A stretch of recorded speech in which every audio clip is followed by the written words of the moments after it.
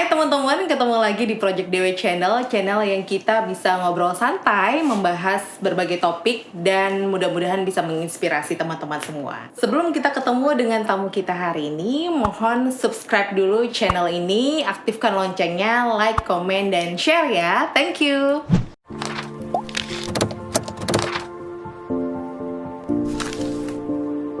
Oke teman-teman, hari ini kami mengundang seorang bintang tamu. Dan tamu kita untuk edisi kali ini adalah seseorang yang semoga bisa menginspirasi kalian yang menonton channel kita ini ya. Dia ini adalah mungkin banyak masyarakat Samarinda yang mengenal sosok beliau ini sebagai seorang pekerja sosial atau volunteer. Oh, lama-lama kita langsung aja ketemu dengan tamu kita hari ini ya. Wianto Lesmana. Apa kabar, Kak? Baik, Widya, gimana kabarnya? Baik juga, alhamdulillah. Ya, ini karena pandemi jadi kita harus physical distancing ini ya. Ya, mungkin tidak banyak yang tahu kalau orang biasanya memanggil beliau ini Ko Wianto atau Koko Wiwi gitu kan. Tapi aku memanggil secara personal itu Kak Wiwi biasanya. Karena beliau ini dulu adalah senior aku di kampus ya kan. Dan memang kita juga terlibat beberapa kegiatan bareng ya. Nah, Kak, latar belakang kamu kan pendidikan terakhir adalah dari FKIP bahasa Inggris. Ya kan? Terus kegiatan sekarang sehari-harinya apa? Kegiatan sekarang sehari-harinya wira swasta. Wira swasta di bidang alat tulis. Oh, masih nyangkut dengan pendidikan. Iya, nggak jauh-jauh beda ya. Iya, oke. Terus kemudian ya sambil berwirausaha, saya juga aktif di berbagai kegiatan sosial, seperti di komunitas donor darah, dan juga aneka terlibat dalam berbagai komunitas juga, dan juga organisasi juga. Oh, ya memang sih Kak Wianto ini dari zaman perkuliahan dulu memang aktif dengan banyak aktivitas, kegiatan, organisasi juga kan. Nah, terus dirimu sekarang dikenal sebagai seorang volunteer pekerja sosial yang banyak mendedikasikan waktunya untuk bekerja sebagai pekerja sosial, Kak. Awal mulanya kenapa bisa nyemplung ke dunia volunteer ini? Atau pernahkah punya pengalaman dulu pernah susah mungkin atau gimana sih? Kalau triggernya itu sebenarnya kalau pengalaman pribadi nggak ada ya, cuman lebih ke keseharian aja. Jadi banyak fenomena di masyarakat, di mana banyak sekali masyarakat kita yang kurang beruntung nasibnya itu jadi pemandangan sehari-hari gitu. Dan saya merasa harus ada yang harus saya perbuat untuk mereka gitu. Tercetusnya itu memulai untuk I want to dedicate my life to be a health volunteer kayak gitu tuh kapan? Sekitar kurang lebih 10 tahun yang lalu lah. Oh, lama ya, 1 dekade sudah ya. Oke. Jadi ada teman-teman yang memang mungkin lebih dulu punya ketertarikan untuk berbagi. Jadi ada komunitas itu. Awalnya bergabung dengan komunitas. Awalnya personal dulu nih. Jadi ada teman gitu kan yang ngajak berbagi gitu kan. Terus juga pada akhirnya saya bergabung lah di satu komunitas yang Widya juga gabung di situ. Pasiko Foundation Samarinda. Nah, disitulah awal saya mulai aktif untuk social volunteer. Dari komunitas itu baru mulai aktif di social awalnya, volunteer. Iya sih, memang kalau dilihat dari komunitas itu juga memang Kak Wianto ini yang paling aktif, salah satu yang paling aktif sampai akhirnya nyemplung ke yang lain-lain, komunitas yang lain, ya kan? Terus program apa aja yang udah dijalankan untuk program sosial yang Kakak handle? Kalau dibilang program sih nggak program juga sebenarnya, tapi lebih ke habit gitu. Jadi ada satu rutinitas yang biasa saya jalankan yang tadinya personal sendiri, akhirnya rame-rame, itu personal sendiri ini apa nih? Contoh aja apa? Jadi yang kayak keliling kota Samarinda gitu dengan membawa makanan yang dibagikan kepada mereka yang membutuhkan. Jadi yang ditemui secara random di perjalanan itu ya. Betul. Jadi setiap minggu subuh itu saya keliling kota Samarinda. Jadi random yang mungkin di jalan apa gitu, lihat ada pemulung gitu. Ya udah saya samperin, saya kasihkan gitu. Jadi memang orang-orang yang saya lihat berjuang banget untuk bisa survive. Seperti itu. Jadi sambil jalan, sambil nyetir, sambil ngeliat kayak gitu. Betul. Tapi di choose random ya? Iya, random. Benar-benar random gitu. Itu yang rutinitas yang sudah saya jalankan selama hampir 10 tahun ini. Itu sendiri awalnya? Awalnya sendiri, tapi kemudian pada akhirnya banyak sekali yang melihat, karena kan saya juga posting di sosmed ya apa yang saya lakukan itu. Kemudian banyak sekali yang ingin berpartisipasi, jadi baik sebagai donatur ataupun juga partisipan, dalam artian ikut serta di kegiatannya. Jadi ada yang donatur, ada yang langsung nyemplung juga mau ikut bantuin ya. Jadi nah Kak, kalau ngomongin kan usaha Kakak itu wira swasta, terus berdagang alat tulis, untungnya kan paling berapa sih gitu kan. Terus Kakak harus bayar karyawan, harus juga mengeluarkan uang untuk istilahnya kalau kami bilang itu bersedekah kayak gitu. Sampai jalan sekarang itu masih tetap pakai dana pribadi atau gimana sih? Sebagian pakai dana pribadi, sebagian lagi dari donatur. Karena kan selama saya menjalankan aktivitas ini dan saya secara konsisten tuh membagikan berbagai cerita pada teman-teman, itu akhirnya banyak bantuan yang masuk yang juga ingin membuat kegiatan ini survive, jalan terus gitu. Jadi yang personal jalan pakai uang pribadi sendiri itu berapa lama? Ya kurang lebih 10 tahun juga dari awal saya jalan. Oh ya, baru donatur-donatur itu juga 10 tahun ini juga betul, sudah bergabungnya ya. Iya, karena kan semakin banyaknya yang berpartisipasi, otomatis juga jumlah makanan atau barang yang saya bagikan juga semakin besar gitu. Semakin banyak. Biar lebih banyak lagi yang bisa merasakan. Jadi akhirnya nggak cuma minggu subuh aja nih akhirnya? Iya. Jadi akhirnya beberapa hari gitu atau gimana? Iya, kadang-kadang juga ada mungkin teman mungkin anaknya ulang tahun gitu kan. Bisa. Jadi yang wujud syukur mereka. Jadi ketimbang bikin party gitu kan, mereka aku pengen sekali edukasi nih anak gue gitu kan. Jadi membawa anaknya gitu kan, masih kecil-kecil gitu untuk ikutan. Jadi mengedukasi mereka untuk berbagi dari usia dini. Wah, ini inspiring nih ya, yang pastinya kalau misalnya daripada buat party-party gitu kan ya, jadi mengedukasi anak-anak.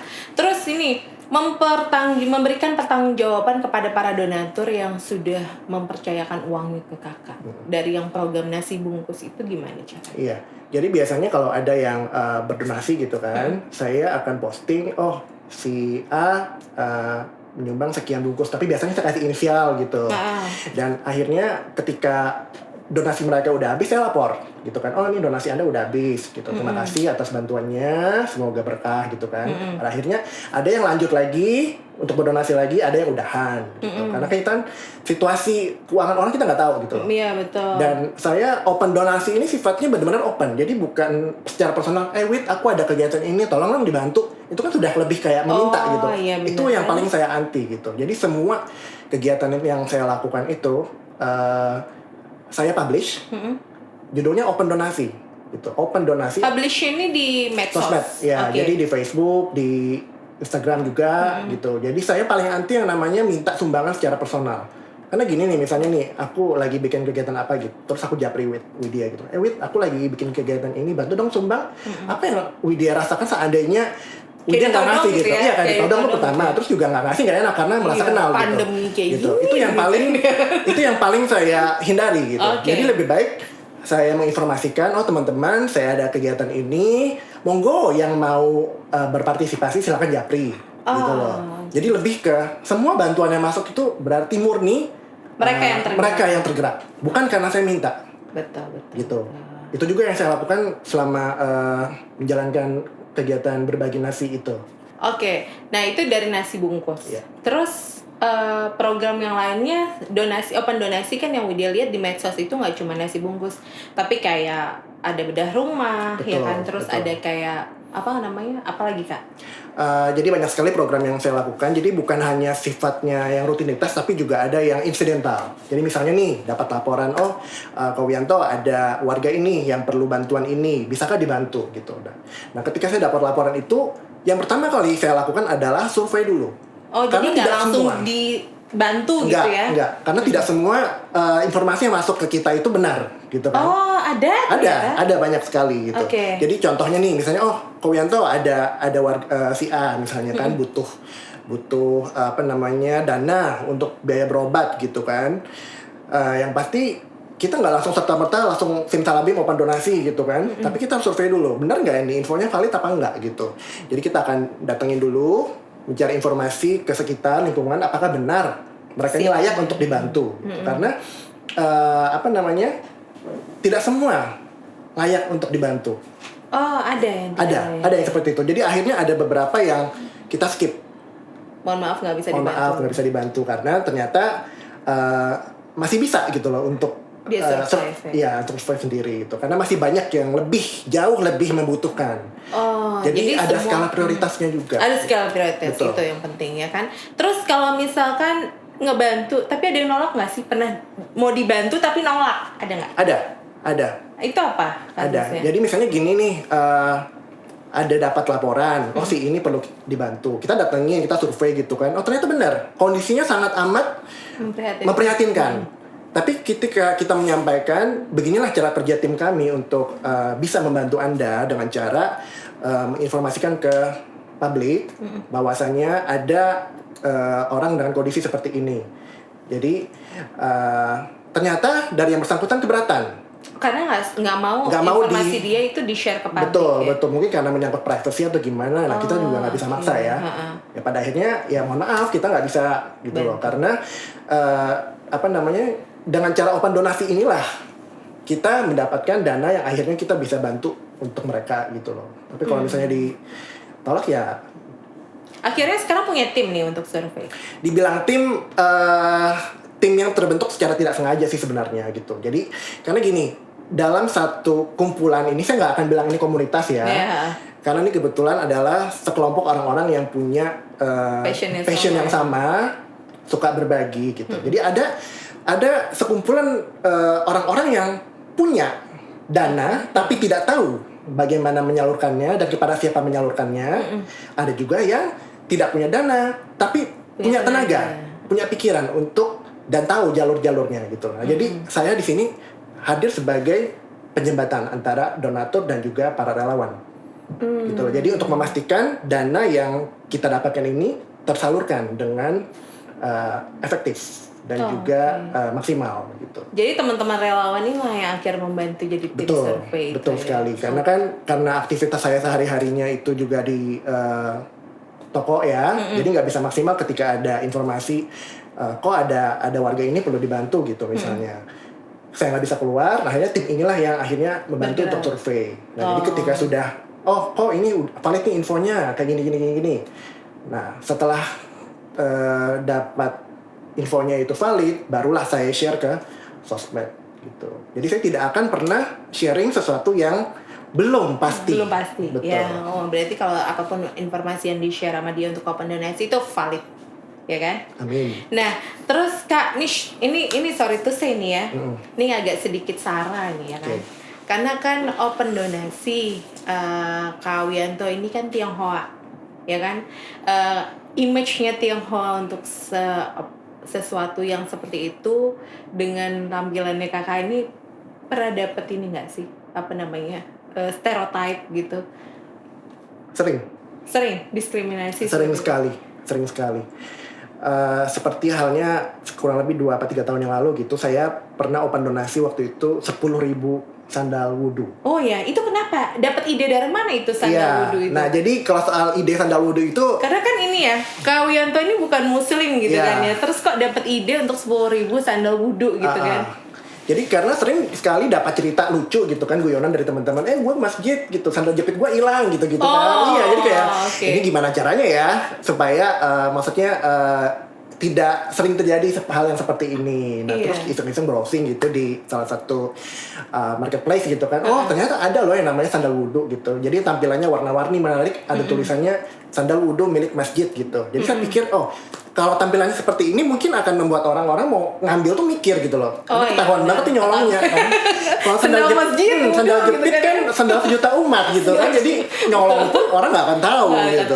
Tapi kalau sandal wudu warnanya pink misalnya, terusnya sandal wudu milik masjid gitu. Orang akan 2 kali mikir mau ngambil. Iya gitu. Nah akhirnya berangkat dari ide itulah saya waktu itu akhirnya mencetuskan ide open donasi untuk 5.000. Awalnya 5.000 pasang sandal wudu yang akan dibagikan buat musola, masjid, langgar gitu-gitu. Achieve. Iya, jadi surprise-nya adalah di hari ketiga saya open donasi itu baru tuh kumpul berapa ratus gitu kan. Tiba-tiba dapatlah telepon dari seseorang. Selamat siang Pak Wianto. Iya. Kami dari Polresta Samarinda. Oh, Polresta. Iya, jadi saya mikir, aduh, aku bikin salah apa ya sampai gitu. Kami mau ketemu katanya kayak gitu. Udah panik lah saya gitu. Terus ternyata kepanikan itu berubah menjadi rasa haru karena ternyata mereka ingin bertemu saya, ingin menyerahkan donasi dari teman-teman polisian. Bukan menginterogasi, bukan. tapi mereka malah ngebantu. Betul. Dari kepolisian. Jadi Betul. tercapai yang 5.000 ini. Betul. Dari Jadi mereka kepolisian menggenapi. Mereka malah Menggenapi sehingga 5.000 pasang sandal wood itu tercapai dalam waktu 3 hari. Wih, amazing. Iya. Nah, terus pendistribusiannya gimana? Nah, belum selesai nih. Nah, okay. jadi kan kenapa akhirnya bisa sampai 10.000? Karena konsep saya di awal adalah bukan soal angka 5.000 itu, tapi bagaimana caranya semua orang itu bisa ikut serta dalam satu open donasi yang bisa terjangkau oleh semua warga. Karena satu pasang itu 10.000 satu pasang. 10.000 iya. doang gitu. Jadi satu donasi satu pasang pun kita terima gitu. Itu apa sih istilahnya itu? Yang amal yang berjalan selama amal jariah. Itu istilah itu. Okay. Karena semua orang bisa gitu loh dengan satu pasang, dan faktanya adalah memang ada yang mentransfer 10.000 gitu kan. Berarti jadi saya justru bahagia banget kalau ada pas cek mutasi gitu ya. 10.000 rupiah gitu. Berarti memang benar-benar orang ini dengan kondisinya yang mungkin minim, dia tetap niatkan gitu dan dia laksanakan. Jadi bukan hanya niat tapi juga dilaksanakan ide itu gitu. Itu malah mengharukan. Betul. Karena mungkin orang yang punya dana banyak bisa jor-joran untuk donasinya, tapi ketika ada yang donasi satu pasang, 2 pasang, itu justru saya lebih respect gitu. Iya, lebih touchful malah kan. Iya. Oke, terus akhirnya terkumpul 10.000 pendistribusiannya. Gimana? Nah, disitulah awal saya berkolaborasi dengan teman-teman dari komunitas peduli masjid. Ada komunitas peduli masjid. Jadi di Samarinda ini ada yang namanya komunitas peduli masjid. Jadi mereka yang biasa membantu perbaikan, renovasi langgar, masjid, musola yang ada di Samarinda gitu kan. Nah, karena saya merasa ini bukan ranah saya nih gitu loh untuk membagikan gitu kan, karena mereka yang lebih tahu tempat-tempat mana yang lebih membutuhkan gitu loh. Nah, pada akhirnya saya minta bantuan mereka untuk mendistribusikan. Jadi pada saat itu untuk penyerahan pertamanya itu Bapak Kapolresta waktu itu bersama saya di salah satu masjid di Jalan Abdul Muthalib. Itu pertama kali. Itu yang pertama kali. Kapolresta malah. Iya, karena mereka yang sumbangnya banyak pertama ya. Betul. Jadi waktu itu kan sandalnya datangnya beberapa kloter. Jadi kloter pertama itu saya kasih kehormatan buat Bapak Kapolresta untuk menyerahkan. Di backup sama Kapolresta. Masalahnya apa? Masalah apa? Diskriminasinya tuh di mana sampai diserang itu? Diskriminasinya. Sebentar. Bisa cerita yang lucu dulu nih gitu. Jadi pada saat penyerahan sandal wudu yang pertama kali itu, masuk masjid nih saya gitu kan. Waktu itu masih pelontos saya. Masih pelontos. Jadi waktu saya masuk itu semua pandangan umat di sana kebetulan habis sholat Jumat waktu itu menatap ke saya. Jadi saya bisa melihat gitu loh lirikan dari mereka ekor mata tuh kelihatan gitu ya. Jadi merah sih muka saya waktu itu, merasa aduh nggak nyaman gitu. Tapi saya melakukan hal yang menurut saya benar gitu loh. Jadi kenapa mesti merasa tidak nyaman gitu? Iya betul. Mungkin orang-orang bingung ini ngapain orang Tionghoa ini masuk sini gitu, ada urusan apa gitu kan. Nah, tapi pada akhirnya diceritakanlah sama Bapak Kapolresta waktu itu ini ada penyerahan sandal wudu seperti itu. Itu cerita lucunya. Nah soal intimidasi, waktu itu ada seseorang yang mengirim message di Messenger bertanya gitu kan, kamu non muslim kan? Iya saya bilang. Terus ngapain bikin beginian? Saya bilang menurut saya ini adalah sesuatu yang namanya berbuat baik ya, itu tidak memandang. Betul. Mau suku apa, agama apa gitu ya. Selama itu baik dan bermanfaat untuk banyak orang, lakukan. Kenapa mesti mengkotak-kotakan gitu? Itu prinsip saya seperti itu. Terus dia merasa mungkin insecure gitu kan, merasa ini bukan ranahmu gitu. Dia akhirnya menantang saya untuk mempublikasikan semua donasi yang masuk transparan gitu. Dia mencurigai. Iya, dia mencurigai ada motif ada apalah gitu kan. kurang uang kali ini orang gitu kan ya. Entahlah. Jadi saya bilang Sampai bikin donasi. ya mohon maaf Bapak, kalau memang Bapak merasa saya tidak layak untuk open donasi seperti ini, boleh Bapak datang ke tempat saya. Nanti kita sama-sama Pak audit. Saya bilang kayak gitu. Saya open nih ke Bapak gitu. Karena kenapa saya menolak untuk mempublish mutasi rekening saya? Karena tidak semua donatur itu bersedia namanya di publish gitu. Jadi banyak yang kayak apa namanya Private. off the record aja Private, gitu. okay. Jadi saya bilang, Bapak silakan datang ke tempat saya kasih alamat saya gitu. Datang? Enggak.